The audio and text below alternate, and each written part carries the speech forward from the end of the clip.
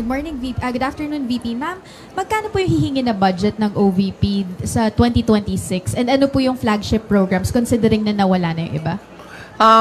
Sa 2026 budget, submit kami ng proposal na 733 million na pesos. Hindi siya kalayuan doon sa approximately 700 million na ibinigay noong nakaraang taon para sa Office of the Vice President. Hindi siya malayo sa 2025 budget ng Office of the Vice President.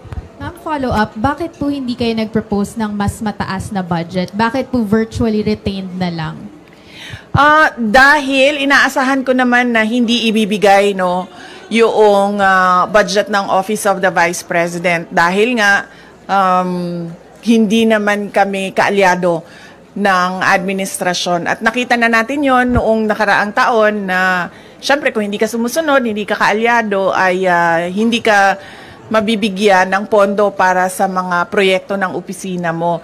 Kaya nagdesisyon ako na kung ano yung budget na ibinigay ngayong taon na ito, ay yun din yung budget. Naglagay lang kami ng konti para sa inflation, yun din yung budget para sa susunod na taon. Dahil ayaw kong napapahiya at pinapahiya yung mga ibang personnel ng Office of the Vice President, lalong-lalo na kapag nandun na sila sa House of Representatives or sa Senate na nakaharap yung ating mga miyembro ng Kongreso. Last follow-up on this topic lang. Ma'am, haharap pa rin po ba kayo sa budget panel given na hindi naman po kayo nang hihingi ng additional funds for next year? Ang Office of the Vice President? Oo. Ako hindi pa kasi hindi naman namin alam kung kailan yung schedule. Wala pang ibinigay na schedule para sa Office of the Vice President sa mga hearings, no? So mahirap sumagot kapag hindi natin nakikita kung may conflict yung schedule, but definitely haharap yung Office of the Vice President sa pagsumite ng budget namin at yun. Okay. Next question, Arjun Relator, GMA News. Maing buntag, VP. Ma'am, with a slim margin, ma'am, with the proposed ninyo na 2026 budget with 2025, meaning po ba na retained lahat yung mga programs and project na ipapatupad next year? At paano po yung nangyari dun sa mga partners natin, dun sa mga slashed or reduced programs with 2025, ma'am? Oo, yung mga partners natin sa MAB at sa Pansarap, ay nabigyan na sila ng abiso, no, na wala na budget yung medical and burial assistance at wala na rin yung budget ang Pansarap. So, i-discontinue na namin yung project at yung partnership sa kanila. Follow up. So, expected, ma'am, na for next year, the same projects pa rin yung ipapatupad ng OVP? Wala nang may dadagdag po? Yes, oo. Wala kaming madagdag na projects for 2026. Tutuloy pa rin lahat nung nakita nyo, maliban lang sa Pansarap tsaka sa medical and burial assistance. Thank you, ma'am. Any other questions on this matter? Good morning po, Ma'am VP. Ang question ko po ay may kinalaman po sa case po ni former President Duterte. Any other questions with the institutional topic? None? So, let's move with the next topic. Kat, you have the next topic. Yeah. Ma'am, you earlier mentioned in an interview na you are... Ma'am, para iterate na lang yung comment nyo regarding the call for some senator judges to inhibit, specifically those daw po na who you endorsed in the 2025 midterm elections. Okay. Hindi kasi tayo pwede magpa-inhibit ng mga tao, ng mga senators. Hindi kasi tayo pwede magpa-inhibit ng mga senator judges based on bias. Dahil ang posisyon lang naman ng isang tao is you are for or against. Inday Sara, no? Kung ganun ang ating basehan sa inhibition, ay dapat din natin ipa-inhibit ang mga senators na meron ding bias against Sara Duterte, no? Tulad na lang ni Senator Risa Ontiveros na in a public speech, sinabi niya na kailangan talaga, ano ba term na ginamit? Kailangan burahin or kailangan wasakin, kailangan sirain, gibain ang pamilyang Duterte. So kung ganon, na magpa-inhibit tayo based on bias, ay madaming senators ang ipapa-inhibit for or against Sara Duterte. Kaya sinasabi ko, ibigay na natin yung benefit of a doubt dyan sa ating mga senator judges na gagawin nila ang trabaho nila ng patas according to sa sinumpaan nila as senator judges. Follow-up question. The Makati Business Club and other business groups are urging the Senate to continue your impeachment trial, to convene your impeachment trial. Sabi nila, it will show accountability, it will boost investor confidence. Your response to that call of the business sector? Kahit nandyan o wala yung impeachment, wala na talagang investor confidence dito sa ating bayan. Kung nakikita nyo, bagsak ang foreign direct investment sa ating bayan, no? Kaya wag nila ako gawing rason kung bakit pangit ang takbo ng ating ekonomiya ngayon sa ating bayan. At saka, this is not accountability because impeachment, dalawa lang yung penalties dyan. Removal from office, tsaka perpetual disqualification from government service. Walang penalties dyan dahil walang kaso dyan. Ang impeachment ay removal process ng isang impeachable officers. Kung gusto talaga nila ng accountability, ay mag-file ng mga kaso dyan sa mga korte. Alam naman natin at alam naman nila na yung mga pirma ng mga congressman, unang-una hindi nila binasa yung articles of impeachment. Pangalawa, marami sa kanila ang tumanggap ng budget o pera kapalit ng kanilang signatures. In fact, madami sa kanila ang umamin na may kapalit yung kanilang pagpirma doon sa articles of impeachment. So if we are to talk about accountability by business groups, dapat questionin din natin kung paano ginawa yung articles of impeachment at paano pinasa yung articles of impeachment papunta doon sa Senado. Okay. Any more questions regarding the impeachment matter? Sir?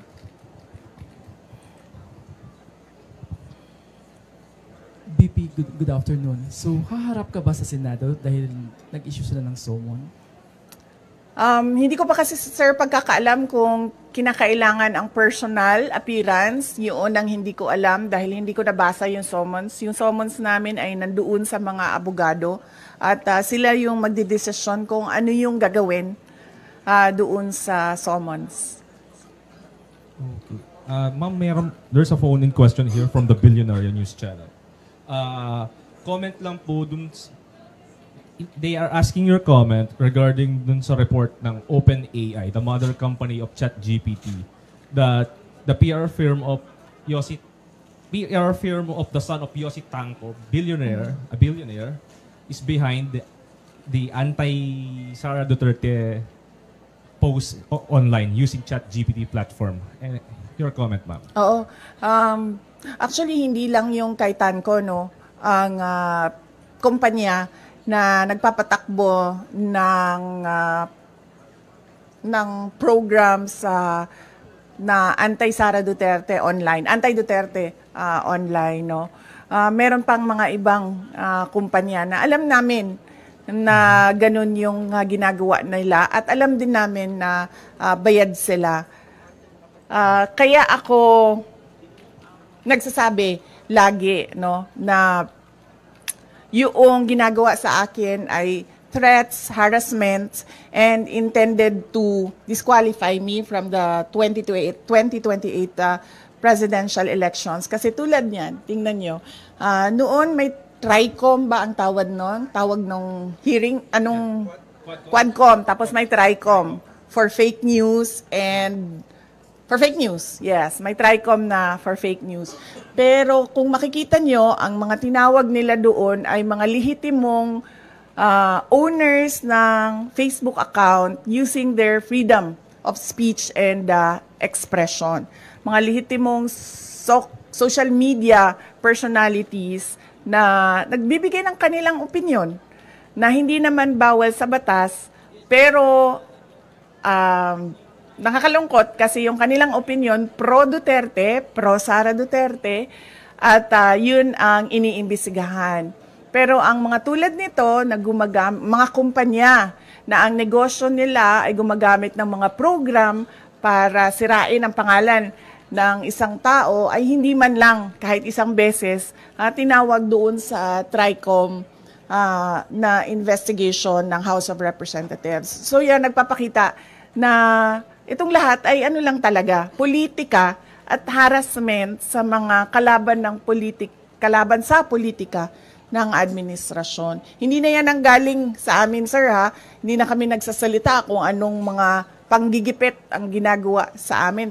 Tumatahimik na lang kami, yung mga kaalyado namin tumatahimik na lang. Yan talaga, tulad nung pag-amin ng mga congressman na may natanggap silang pera, kapalit ang signature, yung nilabas ng OpenAI na isang kumpanya na involved sa paninirang puri ng mga tao, ay hindi galing sa amin. Galing na sa universe. Para lang ipakita sa mga tao na kung anong ginagawa ng administrasyon. Puro politika, walang trabaho. At ngayon, gusto pang i-blame, no, sa akin ang bagsak na ekonomiya ng Pilipinas. Any follow-up there? Kat? Do you intend to file cases against that company? Hindi na, ma'am. Sobrang napahiya na siya doon nung nilabas yon ng AI. I mean, nasaan na yung credibility mo as a service provider nung sinabi na ganyan yung negosyo mo. So, ano pang point na kasuhan ko siya? Nakakahiya na yung napahiya na siya doon sa nangyari. At nakita ng buong mundo yung kahihiyan na ginawa niya. Ma'am, just speaking of AI, meron pong video ngayon na shinare daw si Senator Bato and si Vice Mayor Baste, claiming na it's an artificial intelligence generated AI in support of you. Your comment po doon sa nangyaring pag-share daw po di umano nung AI generated video. Wala naman problema siguro sa pag-share ng AI video in support of sa akin, basta hindi ginagawang negosyo. Kung baga, if I were a social media account owner and gagawa ako ng AI to support a certain personality, walang problema doon kasi hindi ko naman siya ginagawang negosyo eh. Hindi ko naman binibenta sa mga tao yung produkto ko eh. Okay. No more questions on that topic. Okay, we move to the last two topics po. ICC, Kat, or Arjil? Arjil. Ma'am, good morning again, ma'am. Any update, ma'am, with regards dun sa isang state party ng ICC na willing daw mag-adopt kay FPRD na any case mag-grant yung request for interim release? And any update po dun sa request for interim release ng Defense Council? Oo. Yung request for interim release ay nasubmit na ng Defense Council ni dating Pangulong Rodrigo Duterte. Nakalagay yon sa website ng ICC. Accessible yon sa ating lahat. At makikita natin doon kung ano ang mga pinagbasehan ng request for interim release, ano yung mga justification at explanations ng defense team ni dating Pangulong Duterte sa interim release. Merong mga redacted portions doon dahil naisip ng defense team na kailangan maging confidential yung ibang impormasyon doon. Pero yun ay available naman sa prosecutors, sa judges, and ang pagkakaalam ko, available din siya doon sa representatives ng mga biktima. Yun lang yung, kung ano yung nalalaman natin lahat sa publiko, yun lang din yung maibigay ko sa inyo na information. Yung iba pa ay kailangan tanungin at sagutin na ni Attorney Nicholas Kaufman. Ma'am, any update dun sa oath-taking ni FPRRD? Or any case, ma'am, before ba ng June 30 possible na ma-release na si FPRRD? Nakikita niyo pa yung possibility na ganun, ma'am? June 30? Apo. Wala kasing binigay na timeline. Walang binigay na timeline yung lawyer. Pero lagi niyang sinasabi, we are hoping that it will be granted the soonest possible time. Yan yung lagi niyang sagot kapag tinatanong siya about interim release. Doon sa oath-taking, hindi ko alam kung ano yung discussions niya. Iba din ang mga abogado ni dating Pangulong Duterte sa oath-taking niya. Mga Filipino lawyers ang kausap niya at nag-aasikaso ng kanyang oath-taking. Ma'am, you have any idea dun sa non-filing daw po ni FPRRD nung kanyang sources sa COMELEC? Baka may discussion kayo with the local lawyers niya po. Ang pagkakaalam ko ay kailangan ng oath yun. At hindi sila ata makapag-file kasi walang oath. So ang ginawa ng lawyer ni dating Pangulong Duterte ay nagrepresenta siya para kay dating Pangulong Duterte doon sa COMELEC. Last two questions. Sige, ma'am. BP, good afternoon po. Doon po sa case po ni FPRD, alam mo ba natin, ma'am, kung nag-file na po ng motion to respond ang prosecution with regards po doon sa request po ni former president po ng interim release? Alam ko po ba, ma'am? Hindi ko po alam, ma'am, kung sumagot na po ang prosecution, no? Pero sigurado po ako malalaman natin yung sagot ng prosecution dahil public po yung filing ng request at sigurado po public din yung sagot ng prosecutors. Follow up po, ano po ang reaction po natin doon po sa request po ni FPRD with regards to the interim release? Ang sa akin lang naman is makakabuti talaga sa kanya yun, ma'am, dahil 80 years old na siya at hindi lahat ng pangangailangan ng 80 years old ay nabibigay ng ICC detention unit dahil siya din ang kauna-unahang ICC detainee na ganun ang edad na medyo hindi lang siya senior, super senior na siguro ang tawag sa kanya, ma'am, dahil 80 years old na siya. So, mas maigi siguro na meron siyang interim release wherein meron din siyang available na mga nurses and caregivers na mag-assist sa kanya. Last question po, Ma'am BP. Meron ho kasing lumabas na parang statement o balita quoting FPRD na parang hindi siya interesado dun sa oath-taking o yung gagampanan yung kanyang role bilang mayor ng ano. Nag-react po si Attorney Conti, sinabi po niya hindi daw po siya naniniwala na hindi interesado si Pangulong Duterte na umupo bilang. Ano po ang masasabi po natin dyan, ma'am, sa comment ni Attorney Conti? Ang Conti, malapit na sa Castro, no? Papunta na siya doon. Magkamali ka lang ng spelling, Castro na yung Conti na yan, eh.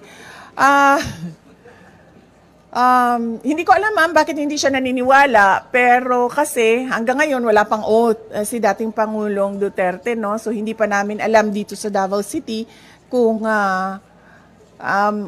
mag-oath ba ang pinili namin